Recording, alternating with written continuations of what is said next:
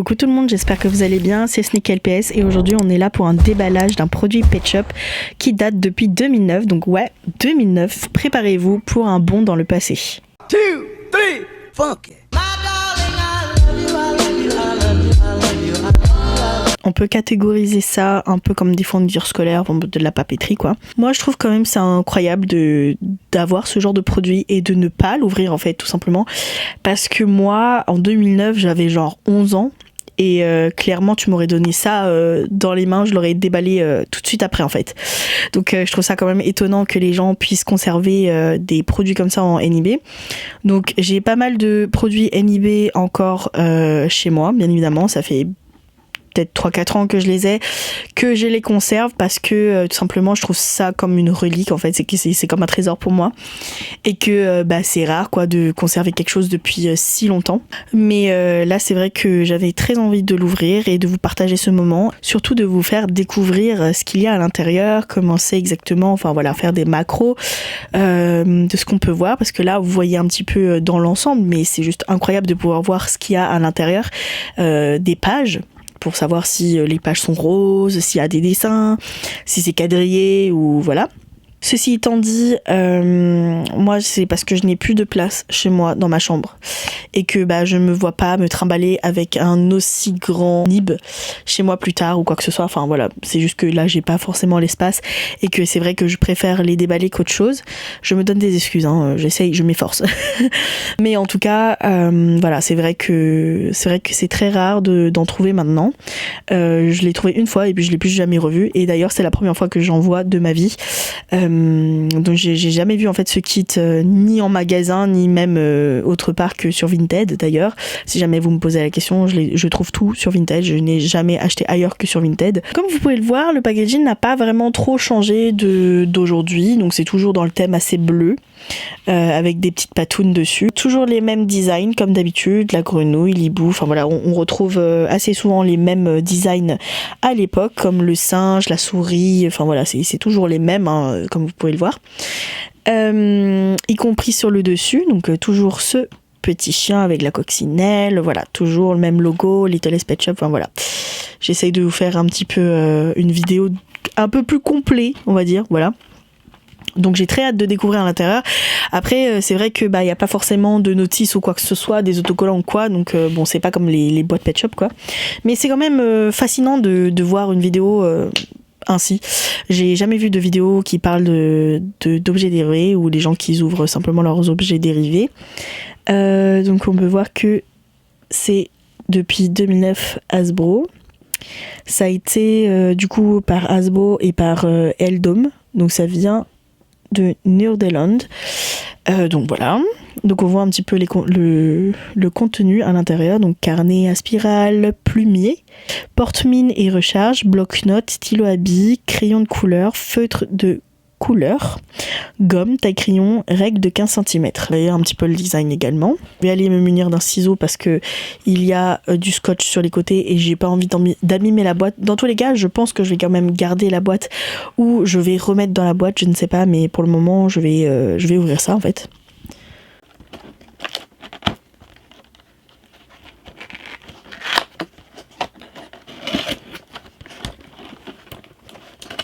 Ah oui, il y a quand même du polystyrène à l'intérieur pour protéger. Et voilà ce qu'on retrouve à l'intérieur. Donc vous avez juste un papier rose qui cache, voilà comme ça.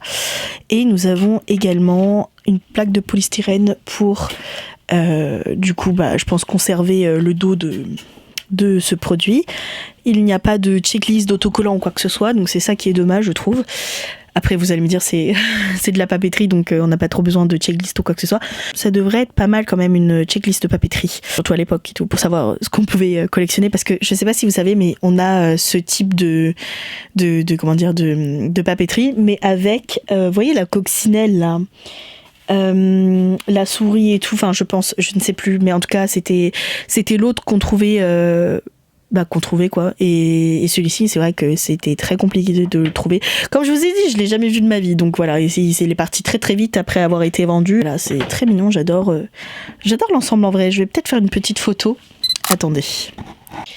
Alors voilà, donc je vais vous montrer d'abord le premier carnet. Il se porte porte très bien, donc il est très bien conservé. J'ai juste trop hâte de voir ce qu'il y a à l'intérieur parce que ça a l'air pas mal. Mais je pense que je l'ai déjà eu il y a 3 ans, je l'ai acheté sans rien, donc bon voilà, après ça m'a coûté une petite fortune, c'est vrai, mais après j'ai envie de dire c'est une relique. Hein. Donc je vais vous montrer à l'intérieur. Oh, c'est très beau, ok. Donc à l'intérieur, il y a ça.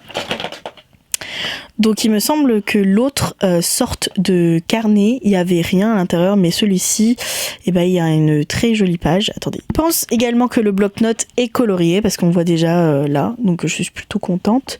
Je vais vous montrer un petit peu comme ça, et on va ouvrir ça ensemble. Ah oui quand même. Vous savez, ça me rappelle quoi? Ça me rappelle les Diddle. Donc bon. Après, si ça vous intéresse également, hein, les gens qui passent par là et qui aiment bien Diddle, j'ai également un compte Instagram Diddle. Si jamais ça vous intéresse, n'hésitez pas également à me suivre là-bas parce que je partage un petit peu mes trouvailles et ma collection. Mais ceci dit, je trouve ça très joli de Pet Shop parce que je m'attendais vraiment pas qu'ils ont de la papeterie comme ça. Il y a plein de choses que je connais pas et que j'ai pas, donc voilà. Mais si jamais vous avez d'autres trucs comme ça qui ressemblent, n'hésitez pas à me partager en commentaire. Bien évidemment, moi je suis ouverte à tout, hein, surtout pour connaître d'autres choses et un peu m'imprégner du monde de Pet Shop. Et je trouve ça juste incroyable comme devanture. D'ailleurs, je l'ai jamais vu de ma vie ce carnet. J'ai l'impression que tout le monde l'a utilisé jusqu'à que bah c'est pas possible de le vendre quoi. Il y en a plus. Nous avons une règle comme ceci, donc très mignonne comme petite règle. Mais bon, vu que je vais plus à l'école, il m'est compliqué de prendre ça et de l'utiliser. Nous avons également un taille-crayon, donc ma foi très mignon. Voilà, il y a le chat dessus. Donc c'est un taille-crayon. Hein. Nous avons également une gomme, bon tout autant basique en fait, c'est une gomme quoi. Mais bon le design, bon le chat n'est pas vraiment très présent, mais on voit que c'est une gomme Pet Shop. Alors nous avons également des crayons de couleur, donc nous avons du rouge, du vert et du jaune. Je ne sais pas pourquoi ils n'ont pas pris les couleurs primaires, mais bon après je pense qu'on peut facilement faire du bleu ou d'autres couleurs. Enfin voilà. Nous avons un stylo, voilà un stylo des pubs basiques. Et enfin moi ça me rappelle le stylo du coup rouge avec la limace, je crois que c'est une limace, je sais plus, ou l'escargot. Et en fait moi je me rappelle de ces crayons là parce qu'ils sont juste trop saoulants, parce qu'au bout d'un moment ça se pète au niveau du capuchon, donc je vais bien le conserver, enfin j'espère que je vais réussir à le conserver. Bon c'est un crayon quoi, un critérium, un crayon à mine quoi. Et je suis un peu déçue parce que j'ai cru que c'était beaucoup plus joli en fait à voir, et je trouve que le design est vraiment nul. Il y a 2 gâteaux et il y a le chat au milieu, mais je m'attendais vraiment pas à ça. Ah bah il y a déjà des mines à l'intérieur, donc plutôt cool. Ensuite nous avons des feutres. Bah ça aussi je suis un peu dégoûtée parce que je pensais qu'il y aurait des motifs, mais en fait non, c'est juste des feutres comme ceci. Donc bon, voilà. Nous avons également ceux-ci, donc qui sont des mines pour... c'est des recharges de mines, quoi, voilà. Et pour terminer, nous avons la trousse, qui est rose comme ceci, qui est, ma foi, très jolie, je trouve. D'ailleurs, il faudrait que je retrouve l'autre pour vous montrer, mais si jamais je le trouve en image, bien évidemment, je vous le partage en image. Mais ça s'ouvre comme ceci, et là, on peut directement mettre des choses devant. Vous avez une doublure qui est en dessous où vous pouvez mettre des choses, donc après je vais essayer de mettre à l'intérieur pour vous montrer, et voilà des pubs basiques, et on voit c'est assez transparent. Petit aparté, j'ai réussi à fermer, voilà. Je suis très contente d'avoir ça entre les mains et d'avoir pu voir ce qu'il y a à l'intérieur, parce que c'était très intriguant. Je vous avoue que vu que moi j'ai un amour inconditionnel par rapport à la papeterie de base, de voir ça, franchement je suis ravie.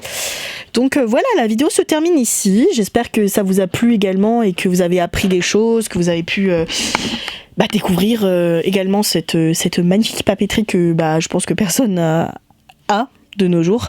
Si jamais tu as d'autres papeteries que peut-être potentiellement je ne connais pas, n'hésite pas à me partager ça sur Instagram, parce que moi ça m'intéresse énormément de connaître les autres designs, etc. Et ça me donne de la joie de connaître des choses différentes que ce que j'ai déjà. C'est tout pour moi, donc moi je vous dis à la prochaine pour une nouvelle vidéo. Ciao!